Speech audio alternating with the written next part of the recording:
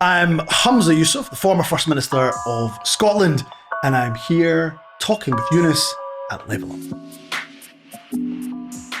Hey! Hello, how are you? Good to see you. Oh, so nice to see you. Pleasure. In the building, we got Humza Yousaf in the building, live and direct. Pull up! Boo, boo, boo. Not in any building, in Jambo. Right, in we're Scotland. live and direct in Glasgow city centre. Thank you so much for being here. This is amazing. So, tell me what you've been doing today. Like, what have you been up to? Where have you came from? I want to know everything. So the wonderful thing about not being on the government front bench of the last year and a half is that I get to spend more time with my kids. The downside of that is trying to arrange 3 children to get out the door in time to get to Glasgow for my first meeting. So we live in Dundee. Yes. So I've got I never yeah. knew you lived in Dundee. Yeah, the sin of marrying a Dundonian. So Right. I've got a 16-year-old, 6-year-old, and 1-year-old. And they're off. The schools. Their schools are off today. 6-year-old and a 1-year-old. You said that really fast, like it's an easy thing to do. Yeah, Okay, So you're on I- the professional level here. exactly. Me, I'm a mere amateur with Not a at all. 1-year-old. No. Alas. Actually, I think the last time I saw you, you were eight I was months fully pregnant, Eight, and it was 9, no, so funny. ready to pop as it was. But Where was that? George Square. George Square, Believe yeah. in Scotland. Independent. And I was hosting it. You were giving a talk. That's right. And was your? I feel like I might have met your wife. Yeah, Nadia was there. Yeah. She's really cool. No, she's Not that you're not cool. No, she's far Very cooler than cool. me. Yeah, she is. Sorry, long and short, I was getting them out the door, and we had a very good meeting actually just before I came here with a wonderful organisation. If I can give them a shout out, called Street Connect, who work with those with addictions. Yes. And they work outside of my constituency, and I've managed to secure a container for their allotment garden. So we were just securing that for them. So they're a wonderful organisation who do a lot of good work in that addiction space. And now I'm here, and a busy day in the constituency. Wow. So you did that this morning before you got here. Yeah. That's amazing. Well, more amazingly, I dropped the kids off to their granny and got them all settled. I agree. Then, which is the harder part. And then did that. So I just saw you put up a post online. Please tell me about that. So, just as we're talking, the news has come from the High Court that the prescription of Palestine Action as a terrorist organisation by the UK government was, quote unquote, unlawful. It was always absurd, That's deep. always government overreach, that an organisation that was protesting against a genocide in Gaza could be labelled terrorists. And it is, I'm afraid, and a dangerous attempt by the UK government to silence protest just because, of course, the UK government, as we know, very complicit in that genocide by selling arms to Israel. So a real victory for the campaigners. I applaud them for that victory. Now, instead of the UK government doing the right thing and kind of saying we got it wrong, holding their hands up, they're going to challenge the court's decision. And I suspect they'll lose again. And pretty shameful from them. Pretty shameful episode all round. But I think the message is clear from the court. Protest is not terrorism. Wow, yeah, that's quite deep actually. Really, really powerful work. And actually I think it relates to, I mean, do you know what? We kind of like went right in, you know, at the deep end, you know. Yeah. But let's kind of like rewind a little bit, just a little bit back, because I know for a fact that like our listeners, people tuning in, I think it'd be so cool to like, I want to know a bit about you, like growing up and life and like just you separate to your political life. Sure. Well, in one sense, it's kind of hard to separate because what makes me a politician is who I was and growing up as a child and all the influences as a child. Like you don't kind of come out of a box as a formed politician and these are your views. Your views are shaped by usually your surroundings, your parents, the values that bring you up. And I was really lucky and really blessed to have a wonderful childhood. So my parents, not atypical South Asian migrants, came here in the 1960s as young children with their parents. Both went to the same school. Mum and Dad both went to Bellahouston Academy in the south side of Glasgow. Yeah. Didn't meet there, but they were, and there's a few years difference between them, but they were there. And Dad went to university, became an accountant, and he's got a whole pretty tragic backstory, but I'll not go into it. A really difficult. Lost his mum at 15. Dad, I'm afraid, was fairly abusive. Had to leave the house. Went to university. Made an incredible life, as a lot of immigrants do, working, grafting, day and night. Only just sold his business tail end of last year at the age of 72. Wow. So real grafter. Mum, equally, some difficult circumstances, although born in Kenya. And that's why Jambo, when we came in here, as I saw in the studio, was a nice reminiscence to my childhood. Grew up in Kenya, like a lot of Asians in East Africa, had to leave, I'm afraid, through, again, difficult circumstances. Brief sojourn in Pakistan, and then here in the UK, in Scotland. And equally, worked, grafted, raised 3 kids, and really instilled those values. We had a wonderful childhood, weren't for want of anything, so really blessed. But Mum was really strong, and I'll just give you one example of that strength. My mum wanted to buy a house in the suburbs, as immigrants work hard and then decide, right, we're going to buy a house in the nice leafy suburbs of Newton Mearns, and wasn't allowed to view a house. She tried to view this house, and each time she was told the owner's away on holiday, the owner's not back yet, they're busy washing their hair, whatever excuse they could find. And as a person of colour, you've always got that feeling in your gut. You just know something's off. You aren't being told the truth, and you're being sold a lie, and something else is going on. And mum knew that. And so she got my dad to get his white Scottish secretary to phone up and ask for an appointment for the same house. And of course, she got it like that. And they tested the experiment 2 or 3 times. And anyway, long and short, Mum took that estate agent to court. She won. Even though a lot of people within our own community were saying, just leave it, let it lie, don't cause any trouble. Don't make a big fuss, don't make a big deal out of it. They would even say things like, look, this is their country. This is a host country. And I remember years later, and it was difficult. We got hate mail through the door and everything else. And back then there was no social media, so it was posted right through the letterbox. Wild. Yeah. Actually post it. Yeah, post it. Wow. I remember Mum and Dad talking about it one time, and kind of we were ushered upstairs, but we could hear what was going on. And I remember asking Mum years later, like, how come you did pursue it? How come you didn't just go, you know what? And not that I wanted her to, but I just wondered, because that pressure would have come really heavily from the community. And she said, look, if I rolled over then, yes, then they would have rolled over you tomorrow. True. And I had to do it for you. And that's the kind of values I was brought up with, largely from my mother. Obviously my father, but he was working day and night. But mother really was a really important influence in my life. So you asked me, like, what was early life like? It was wonderful. It was a beautiful childhood, a blessed childhood, but also one where there was good values instilled with us. And I thank my mother for that, and my father for that every day of the week. That's deep. That's very, very powerful, I think a lot of people will listen to your story and actually draw quite a lot of inspiration from it, I kind of, it's kind of funny, because like it's we're having a situation here. I'm feeling it. I'm feeling the vibe. Like, I think what I want to ask you. Oh well, might as well just go deep in, right? What on earth was it like being the first Muslim president in the history of the Western world?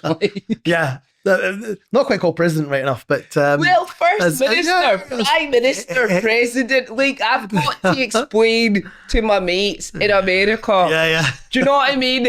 First minister, yes, we know what it is, but president's what they use. Okay, head of a government. Look, I think for me, it's a moment that will live with me forever. Look, it was never as long as I wanted, and that's politics. Politics can be pretty cyclical. But for me, it's by far the biggest honor of my professional life. It's as a boy who, born in Scotland, grew up in Scotland, supported the team, to then have the opportunity to lead your country. I can't put it into words what that means. And then on top of that, to make some history, as you say, the first Muslim leader of a Western kind of democratic nation.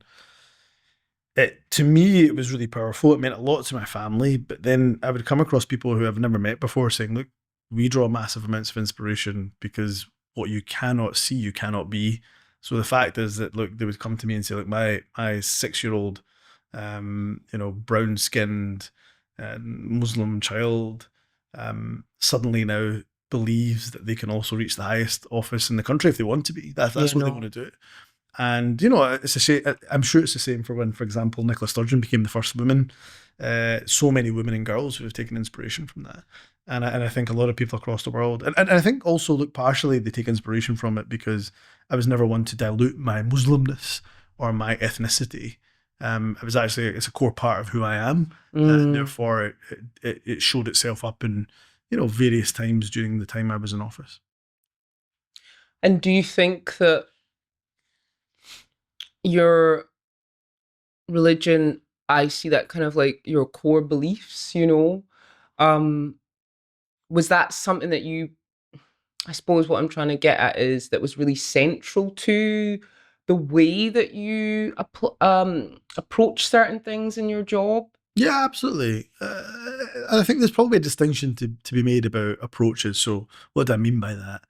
In terms of how I conduct myself and try to conduct myself, absolutely. Yes. I'm somebody who has been taught that actually, look, humility is really important. A core part of being a Muslim is to be humble. And that doesn't mean that I've been humble all the time. Of course, plenty of people will point to, I'm sure, times when my ego got the best of me, but treating people well and with kindness. And again, that doesn't stop you from having robust, direct debate. But look, I've always been very clear also on the other side of that. I don't legislate or make law based on my faith, because the country I represent is multicultural, multi-plural, multi-faith system, multi-belief system. Yes. And therefore, I don't think it would be right, it's my view, to say that actually, look, I only legislate according to my religious belief. And so I've never felt a kind of contention between, legislation that maybe for example, difficult to reconcile with the Islamic faith, to say, well, actually, look, what's in the best interest of the nation, the country, the diversity of that country, and how do we make sure we further people's rights regardless of who you are, whether you're from, for example, the LGBT community, or whether you're disabled, or whether you're, from no faith, any faith, etc., etc. I've never found that to be a contradiction to my faith, but even if it was, I would be one that would say, look, legislation is to be made in the best interest of the entire nation, not just of your own central belief system. Yes, very interesting. Quite.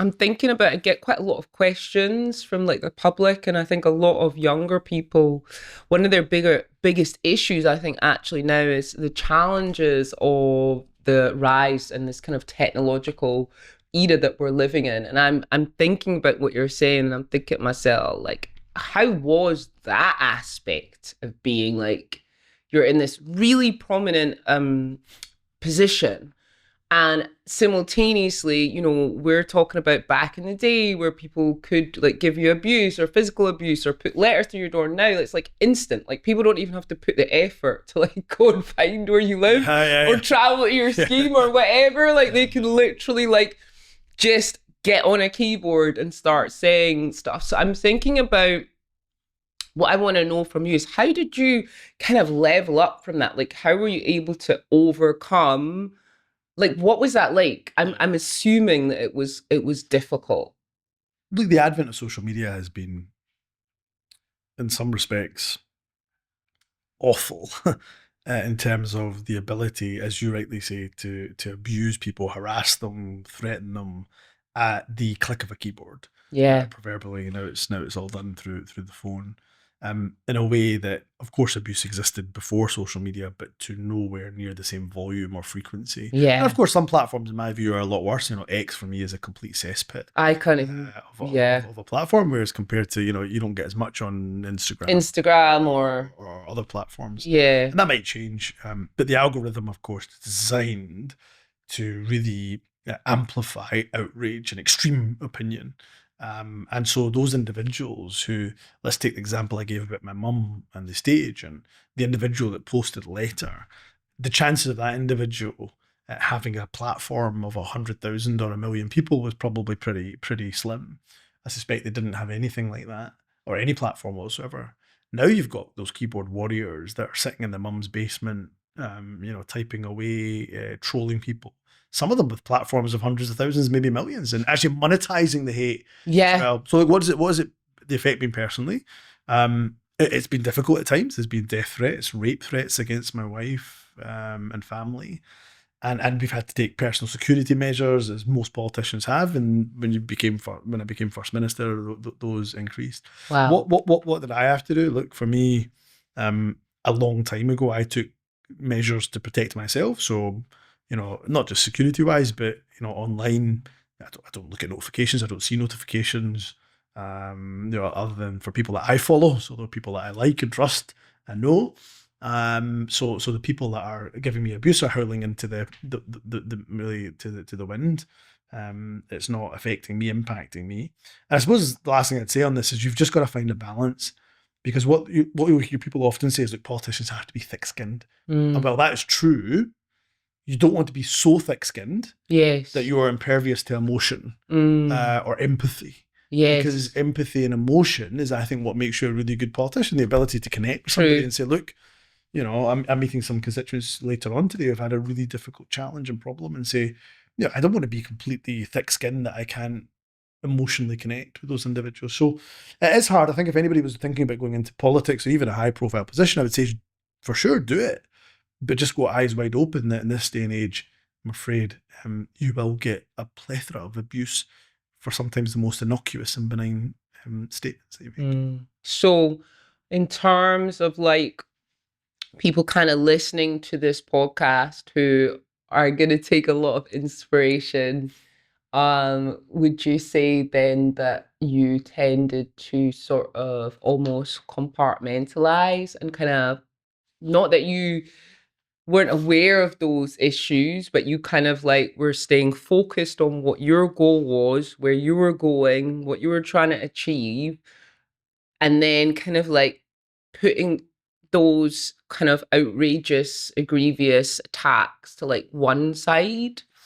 Look, try my best to do that, I think, but ultimately there was times when it would break through that protective barrier you put down. So, for example, quite well known that Elon Musk attacked me in 2023 while my family was in Gaza during the genocide.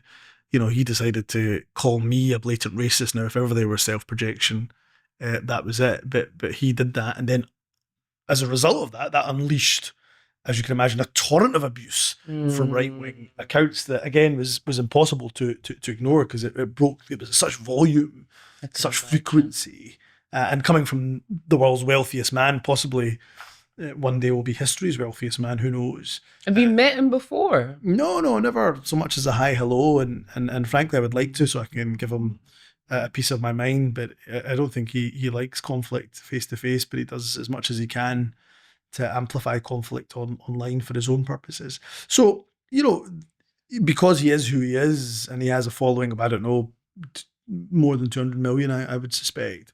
There's times where it'll just break through. But I've been in politics 20 years, 5 years in the background, 15 at the forefront, in the front line.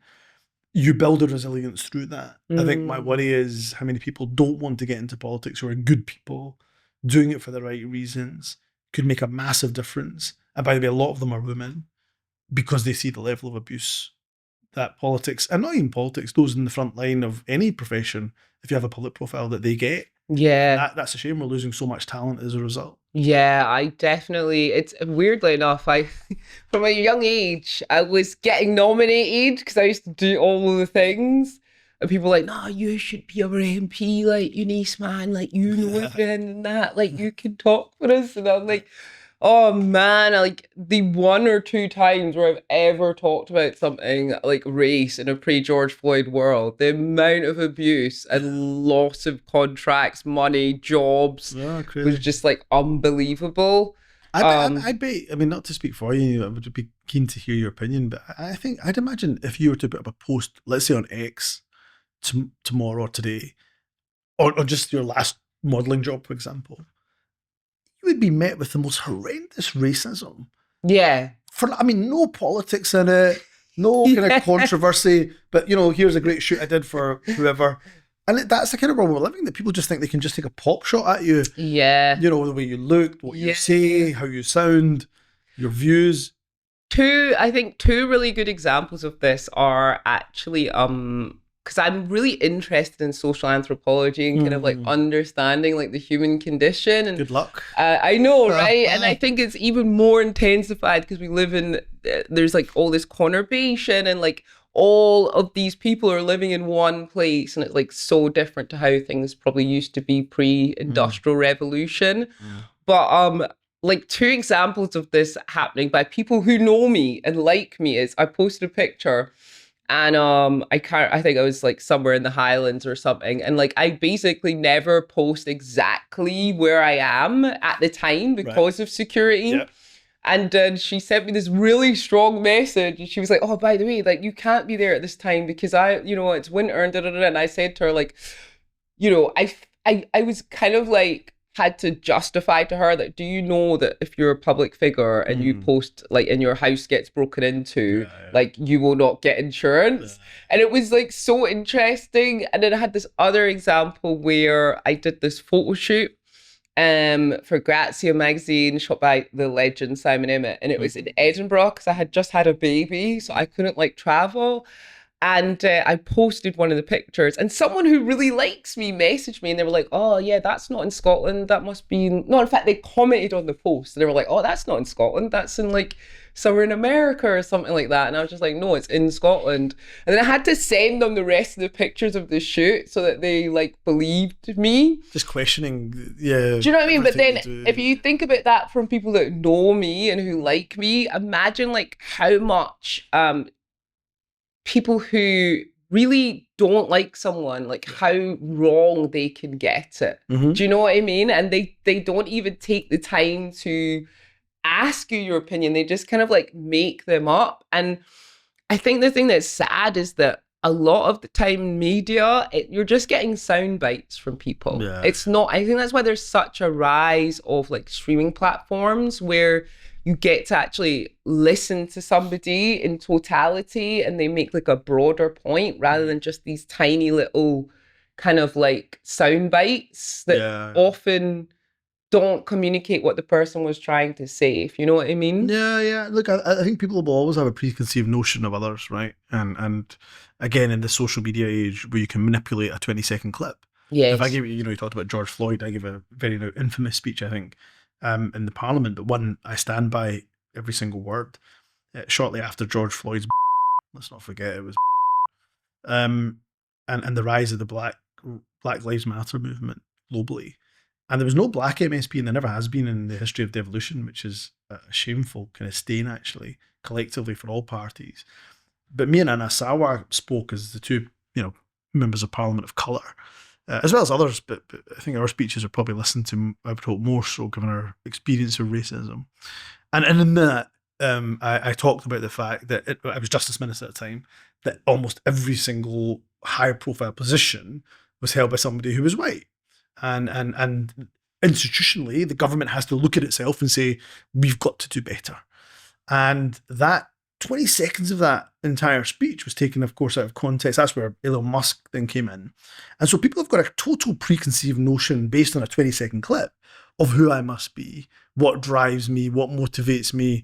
And of course, they couldn't be more wrong about their preconceptions. So yes, you're right. That's, I'm afraid, something else we have to battle in this day and age. In terms of like this idea of echo chambers, this idea of like how the internet AI can sometimes kind of like put you into a false reality, because it's like good or bad. Let's not comment on who's good or bad. You're kind of like whatever you're into is just kind of being like played back to you a lot of the time. And so I think that can reinforce kind of negative stereotypes or ideas that somebody might have of another person, and I think that's like kind of scary and kind of worrying.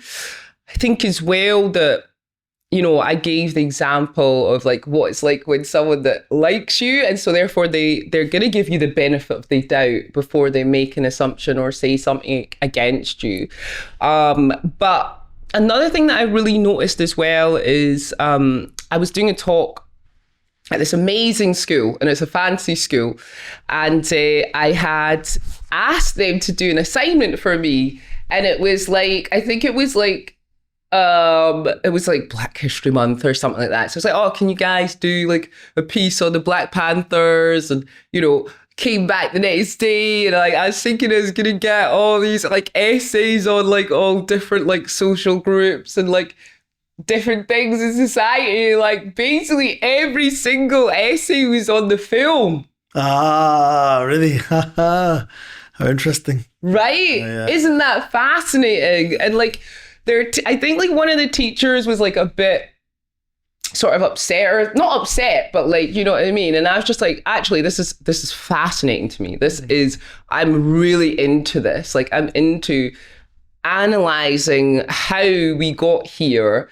And, you know, the short answer is that probably they went home and went on their computer and Googled that, as opposed to like going to a library or going to the library in their school or asking adults or asking teachers or whatever it is.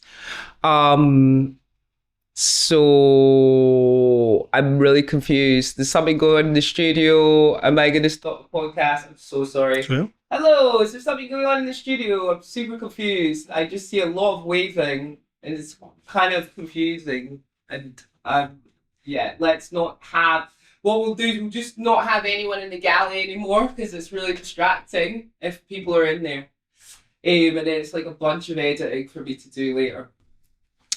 So anyway, so I did this talk. So yeah, it was kind of like a bit of an epiphany, you know, for me. And it was like, wow, okay, so obviously they've gone home, they've Googled this name, and the first thing that's come up is obviously the film, which makes sense, right? Because it's a new film. It was everywhere. It's an epic film, by the way. I liked it a lot. Okay, you know, and I was like, wow, okay, so what does this mean about like the world and like where we're going? Because there's this kind of like, one could see that as an accidental rewriting of history and of society and of life, you know. And I kind of like felt quite bad for the young people because I think that there's a lot of intergenerational separation to the point where a lot of conversations that should happen don't happen, and we kind of like assume that like everyone understands what's kind of going on. But actually what I found out is that by asking like certain types of questions, that there is a lot of dislocation. So I'm really interested from your perspective, based on your experiences, you know, how we can ensure that, how can we level up? Like, how can we use this technology, right, that exists, but in our advantage more so than like to our disadvantage? Because I just think as human beings, we want to progress by any means possible sometimes, and it's almost like we're trying to fix something that's not broken to a certain extent, you know? I think it's far beyond the scope, I think, of this discussion to talk about the totality of that, but look, in some respects, the advancement of human society has been unparalleled in the last century, maybe even a couple of centuries, but certainly the last even century. What we've done, what we're doing, and the pace of that advancement is particularly not exclusively, but particularly by the onset of AI, I think will be even faster now. The difficulty is that also we are damaging our planet at a rate in the last century and last 2 centuries far greater than our ancestors ever did. And actually AI could contribute to that, given the level of kind of data and resources that are required for such data centers and so on. Yeah. So look, these things are always a difficult balance. And I think one of the challenges we're facing, you know, for centuries, even millennia, in fact, there was always a tradition of stories being told from grandfather and grandmother to father and mother, down to son and daughter, and so on and so forth. And we are losing a little bit of that tradition, for sure. You know, I'm always keen to tell my children, I mentioned I've got 3 beautiful girls, is saying, you know, they've got a father, Pakistani heritage, Scottish Pakistani heritage. We've got a mother of Scottish Palestinian heritage. And I'm saying to them, you should know the backstories of how we got here and who we are, because only if you know who we are, then do you know where you're going. I'm a great believer in that. So knowing the journey that your maternal grandfather had to go through, yes, or even his mother had to go through, so your great grandmother had to go through, from 1948 getting kicked off her land in Palestine to becoming a refugee for a second time after the genocide in Gaza. You've got to understand that, because it shapes the very person you are today. And I think that, you know, you can lose yourself in devices, and we're guilty of that as adults, of course, as much as children. And so, in fact, even more so sometimes. So I think that, there's some things in our traditions that have preserved for millennia that are good to continue preserving despite our progress and advancement in other areas. True. Very true. Very true. No, we are getting deep. Yeah, we are getting deep, actually. I think what I want to ask you is, what parts of yourself in public life do you think are kind of still misunderstood by people, or that people kind of make a lot of preconceptions about you? Can I give you the really honest answer? Yes, please. It is level up, so you have to. Look, which is the really honest answer is I don't care.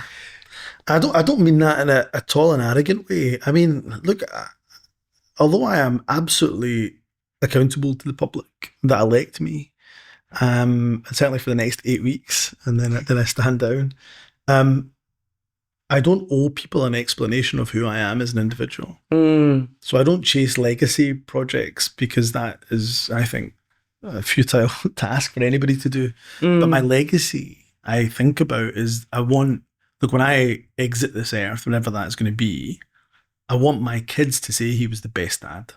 That's cool. I want my wife to say he was the best husband I could have asked for. And, you know, my parents, if they're still alive, if I go before them or whatever else, I want my family and those that I love the most to say he was the best brother, best father, best son, best husband. Nothing else really matters to me as much as that does. So if, you know, Joe Bloggs walking outside Gordon Street here sees me and is thinking to himself, that guy's a total prick, you know, can't stand him because he's XYZ. I don't care. True. And I'm not bothered about how other people might view me. Yeah, there's some things that annoy me. I mentioned there, look, people take a 20-second clip and they manipulate it out of context. Hate that. And they've got a preconceived notion. But honestly, if you try to rectify people's preconceived notions of you, you're going to do nothing else in life. Spend your whole life. See, a total waste of time and effort and energy. Advice from you, like at least 10, 15 years ago. We knew each other 10, 15 years ago. Well, more than that. We were in university together at one point. So. Were we? Well, we were at the same uni. No, I don't know if we were at the same uni, but we came across different events together. I remember doing an event in Glasgow University when I think it was the Vice President of the Glasgow University Muslim Students Association. Right, and, maybe, yeah. Because I went to Glasgow. We did a bit of interfaith work and stuff like that. And I think you were at one of the events. I remember that. Very, you know, I started uni when I was like 16. To be fair, is that right? Yeah, you're very hard to forget. So I remember that conversation. So yeah, that's cool. Back even 20 years ago. God, that's wild. Yeah. It's possible, like, it's definitely possible, like. So what do you think you would have been, is there any point even asking what you think you'd be doing if you weren't doing what you were doing now? I suppose I'm about to find out in right, that's what I was going to say, or like, what do you think, where is Humza Yousaf, what is your destiny, like, where are you going next, do you think? I think given particularly my upbringing and parental upbringing, but also some real mentors that I had throughout my life who guided me over the years, I think public service in one way, shape or form is what I'm always going to do. So I don't see myself as, leading a corporation and being a filthy rich millionaire. I'm sorry to my wife for that, but I see myself very much in the public service space. So I think I've had a unique experience for sure over the last 15, 20 years. how do I use that experience to help future leaders of tomorrow, and so on and so forth. So I think that's kind of the space you'll see me drift into. But life can be funny, can't it? And it can take you in all sorts of directions. And if you talk to me as a 6-year-old boy who wanted to kind of be a footballer, even though I definitely didn't have the ability, telling that 6-year-old boy, look, one day you're going to be in politics and be the first minister of your country. Can you imagine? No, couldn't wild. Even remotely have imagined that.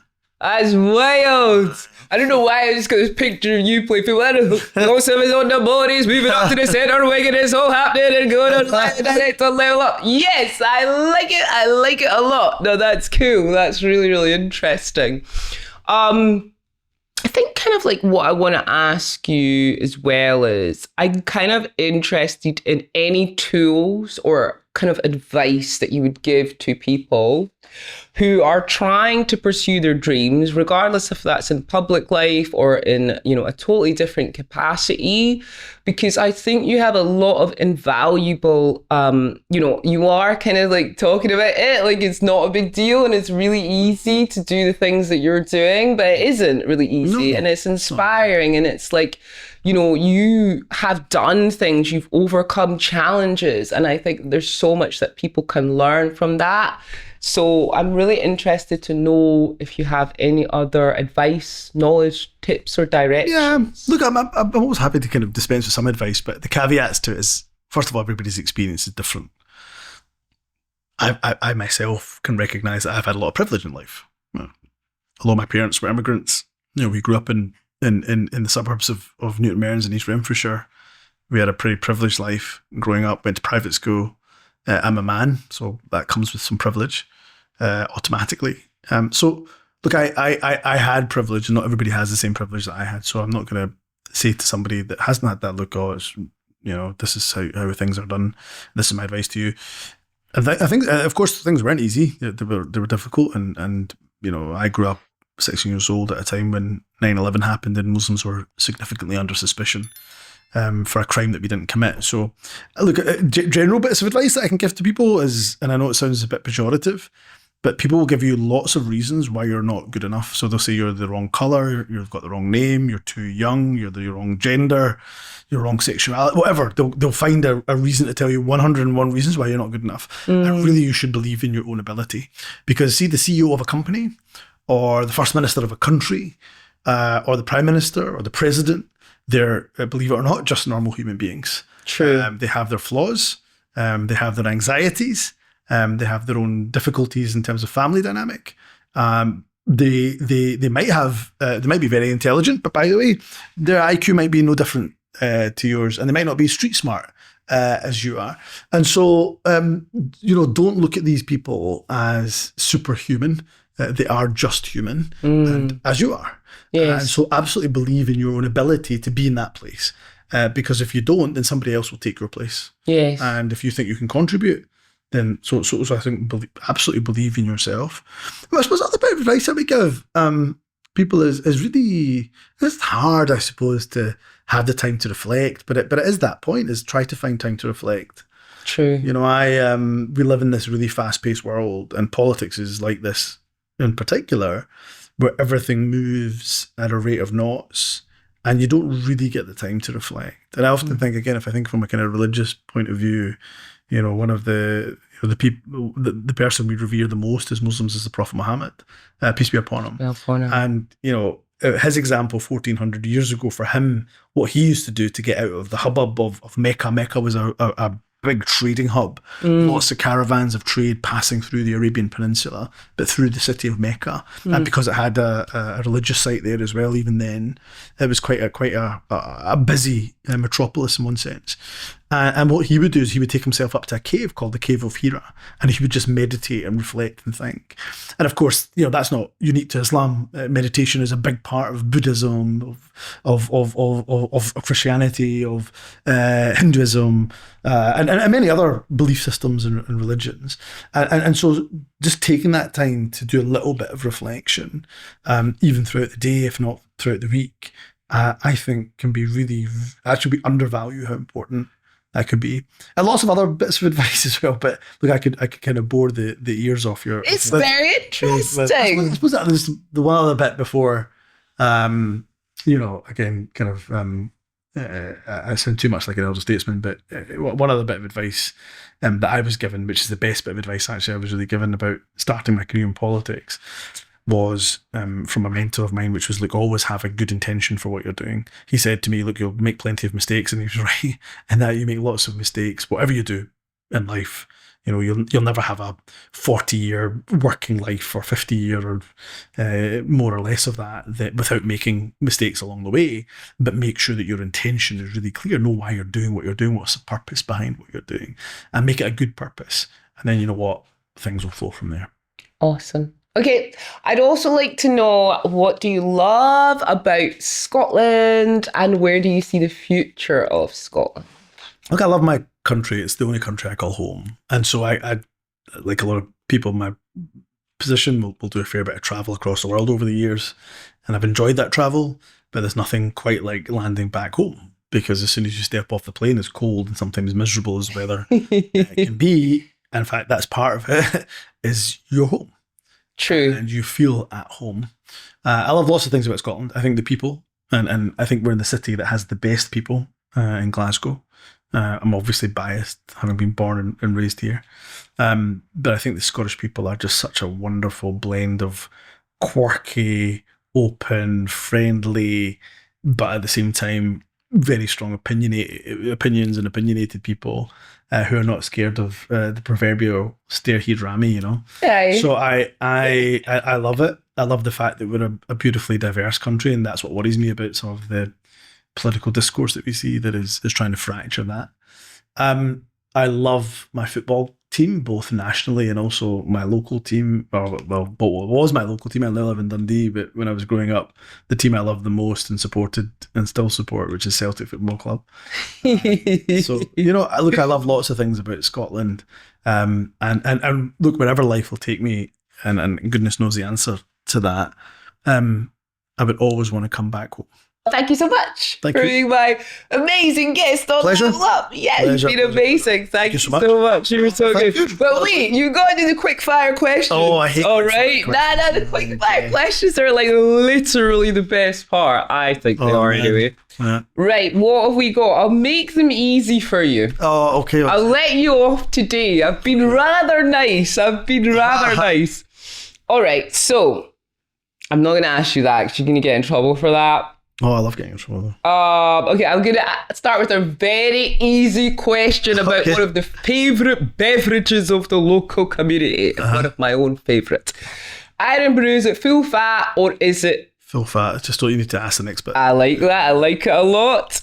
Ever say this is fine when it's absolutely not fine? Less so now, but absolutely throughout most of my life.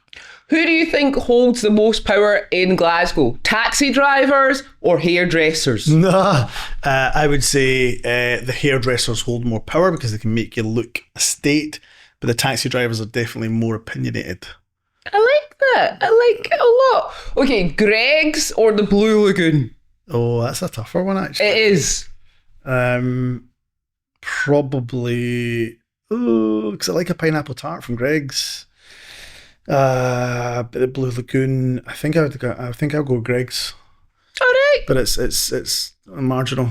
Marginal. Yeah. All right. I like it. Have you ever clapped when you've landed at the airport in Glasgow? No, and I've actively told off people who clap because I'm that miserable. How long do you think you'd last on a first bus in the dead of winter with no heating? I've been in a first bus in the dead of winter. Look, heating. Well, my university, no gloves. I feel like my university bus, the 44A, as it was back then, that used to take you from Newton Mearns to Glasgow University, was the longest bus in the history of bus transport that has existed for centuries, or however long bus transport's been around for, because it would take you forever. So yeah, I would last the journey of the old, I don't know if it still exists right enough because I don't live in Glasgow, but the old 44A bus between Newton Mearns and Glasgow. All right, I've got another question. West End or East End, or are you not getting involved? East End. All right. Parkhead is there, so yeah. Is it raining or is it just a wee bit of drizzle? Just a wee bit of drizzle most of the time. That's what's up. No such thing as the wrong weather, just the wrong clothes. Okay, last question. Have you ever argued with somebody who's clearly wrong, but they're extremely confident they are right? Every single day of the week. I'm in politics, for goodness sake. That's why I asked the question. Have I ever argued as though I'm right when I know I'm wrong? Quite possibly, I have to say as well. I like it. I think you actually answered that question earlier, so that's fantastic. Okay,